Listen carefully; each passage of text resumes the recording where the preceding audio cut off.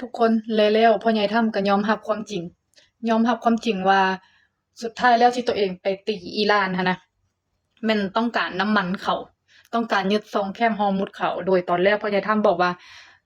ไปตีอิหร่านย้อนอิหร่านเป็นภัยต่อความมั่นคงของอเมริกาอิหร่านมีนิวเคลียร์หลายจังซั่นจังซี่อิหร่านอาจจะแบบยึดครองโลกอิหยังก็ว่ากันไป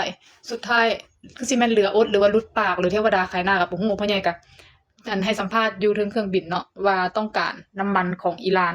แล้วก็อาจจะยึดเกาะค้ากันอีกตื่มแล้วก็ต้องการแบบเปลี่ยนระบบการปกครองของอิหร่านแถมยังเอิ้นซองแคบฮอร์มุซว่าในอนาคตซองแคบฮอร์มุซนะจะกลายเป็นซองแคบทรัมป์ก็คือสิไปเปลี่ยนชื่อซองแคบฮอร์มุซนั่นอีกอันนี้เป็นสิ่งที่พ่อใหญ่ทำเฮ็ดแล้วความจังไห้ของพ่อใหญ่ทำนะยังมีต่อยังบ่จบอย่าหลังจากนั้นเนาะแม้แต่หลานสาวของเรานะก็ยังได้ออกมาว่าเรานะบ่ได้ต้องการเปลี่ยนระบบการปกครองของอิหร่านเพียงอย่างเดียวเราต้องการเปลี่ยนระบบการปกครองของอเมริกานำก็คือพ่อใหญ่ทำนี่นะที่ผ่านมาได้มีเป้าหมายเนาะสิเปลี่ยนรัฐธรรมนูญของประเทศตัวเองเป็นกฎหมายเป็นรัฐธรรมนูญนี่แหละที่ว่าเฮ็ดให้ตัวเองนะสามารถแบบเป็นประธานาธิบดีได้ต่อไปเรื่อยๆเรื่อยๆนะโดยที่ว่าแบบบ่ต้องเลือกตั้งอีหยังบ่หรือว่าถึงเลือกตั้งก็มีแต่ตัวเองเป็นนะคล้ายๆคืออยู่อันบ่อนใดบ่อนหนึ่งนี่แหละที่ว่าอันเป็นประธานาธิบดีตลอดชีพหั้นนะแล้วหลังจากนั้นก็ทำก็ยังเคยหลุดปากเนาะนี่เขาเจ้าว่าทำก็ยังเคยหลุดปากว่าแบบหลังจากที่ตัวเองเปลี่ยนระบอบได้เปลี่ยนรัฐธรรมนูญได้คนที่สืบทอดตัวเองก็คือบารอนทำลูกชายของตัวเองอันนี้แบบบ่ฮู้ว่าตอนนั้นเว้าลิ้นหรือว่าเว้าแท้หรือว่าแบบหลุดปากบ่หยังต่างๆแม้แต่ลูกสาวหลานสาวของเรานะก็ยังออกมาเว้าแบบบ่พอใจแล้วก็บ่เอานำของเรานะแล้วณตอนนี้เนาะประชาชน7หา9ล้านคนเดี๋ยวนี้น่าจะเพิ่มเป็น10ล้านคนแล้วแหละไปประท้วงเนาะประท้วงตามแบบตัวเมืองใหญ่แหละเดี๋ยวนี้มีอยู่ประมาณ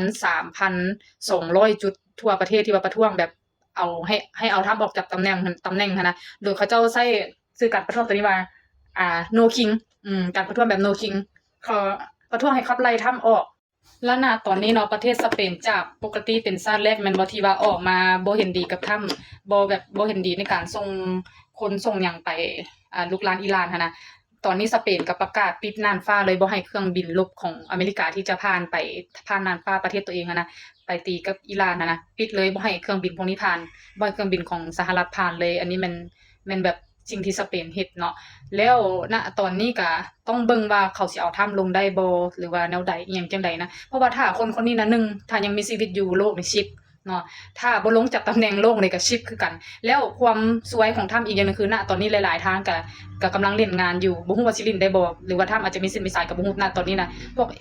วกแบบทางตำรวจที่ว่าอีกสายหนึ่งอะนะเขาเจ้าก็กำลังเก็บโทนโฮมแบบอ่า หลักฐานเกี่ยวกับคดีเจฟฟี่อัสตินแหละที่ว่าถ้ามีส่วนร่วมนั่นนะเพราะว่าเขาไปเห็นรูปภาพที่ทำไปถ่ายร่วมกับเด็กน้อยกับเจฟฟี่เห็นคลิปเห็นอีหยังหลายอย่างเลยแบบที่ว่าถ้ามันไปเฮ็ดเกี่ยวกับคดีเด็กน้อยนะล่วงละเมิดเด็กน้อยนะเขาก็กำลังแบบอ่าค้นตัวนี้แหละหลังจากเพราะว่าตัวนี้นี่นะวางปี2019เนาะมันเคยมีคนค้นคดีตัวนี้แล้วที่ว่าจะเอาผิดถ้ำอะนะณตอนนั้นเราอาจจะมีแบบหางเสียงที่ดีอยู่มีอำนาจอยู่ก็เลยว่าโครงการนี้ก็เลยถูกพับเก็บไปแต่ว่าตอนนี้เขาเจ้าก็ดึงขึ้นมาคืนมาเฮ็ดคืน ก็เบิ่งว่าเขาสิเล่นงานถ้ำได้บ่เนาะและอีกฝั่งหนึ่งถ้ำก็คะแนนนิยมตกบ่ฮู้ว่าเซ็งกลางภาคหรือเลือกตั้งกลางภาคนี่สิเป็นแนวใดนะตอนนี้คะแนนนิยมก็ตกลงไปเนาะแล้ว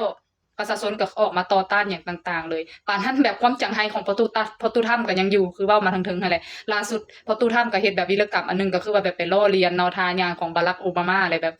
เป็นคนที่จังไห้นะเป็นผู้เฒ่าที่โคตรจังไห้เลยนะเฮาก็ติดตามเบิ่งต่อไปว่าไผสิเอาแบบผู้เฒ่าคนนี้ลงได้หันนะ